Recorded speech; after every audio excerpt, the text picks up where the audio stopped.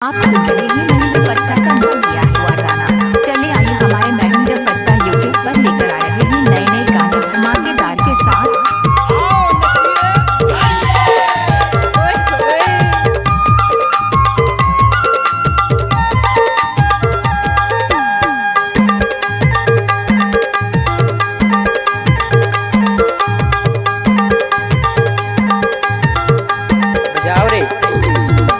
हरियाणा के रावा गई चासु हाय बिना साथी के उनको कुछ बोले क्या? साथी के जिंदगी कैसे बहाए चोला तर साथे। हरियाणा के रावा गई चासु हाय बिना साथी के जिंदगी कैसे बहाए चोला तर साथे भाई मिले के लहाने चोला तर सहे दो। अरे ये सब क्या? भाई मिले के लहाने नैना रोए रे दो। गणपत बजाने रे काय को बंद क्या तू।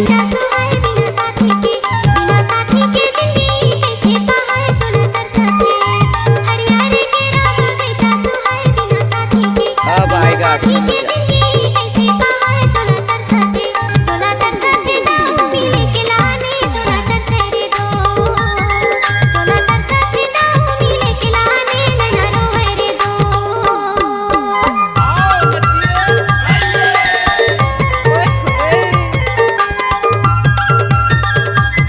आप सुन रहे हैं डीजे मिक्स बार महेंद्र पट्टा लदवानी वाले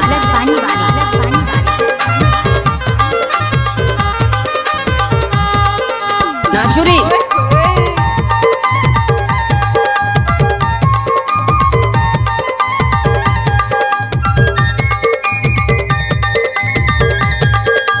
क्या नाम है आपका?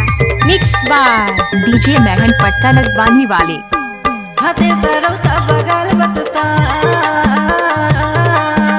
सुनो जी ओ मैडम कोरोना थोड़ा कीर्तन बता देते हो का? तेह झंझा हो बाई अलग रसता चोला तर साथे। तेह झंझा हो बाई अलग रसता चोला तर साथे बाई मिले के लहने नैना रोए रे दो।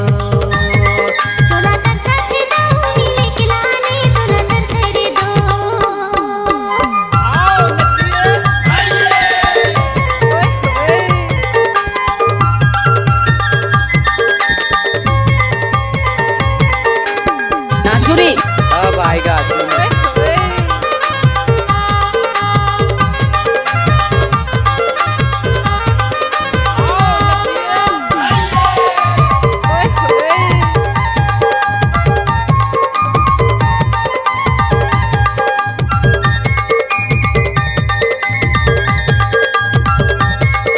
अब तो समझ यार। हमने तो किताबें ही समझाई।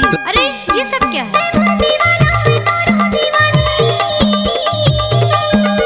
I like it।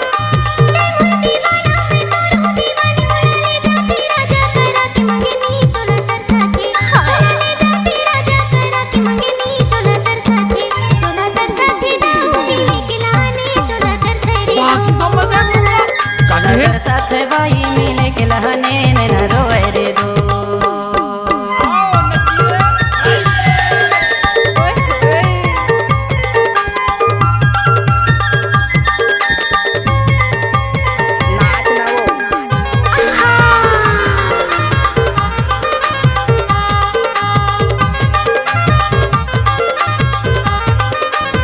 नाचुरी आप सुन रहे हैं डीजे मिक्स बार महेंद्र पट्टा लदवानी वाले।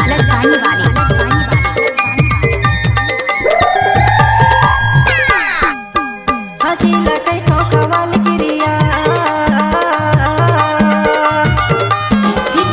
साथी लकई ठोका वाल किरिया। तोला छोड़ो नहीं बाई हवाए पिरिया चोला तर साथे।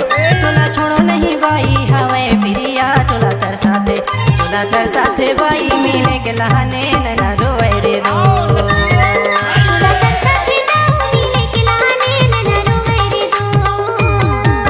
हरियाणा के रावा गई चासु हाय बिना साथी के जिंदगी कैसे बहाए चोला तर साथे। हरियाणा के रावा गई चासु हाय बिना साथी के आप सुन रहे हैं जिंदगी कैसे बहाए चोला तर साथे।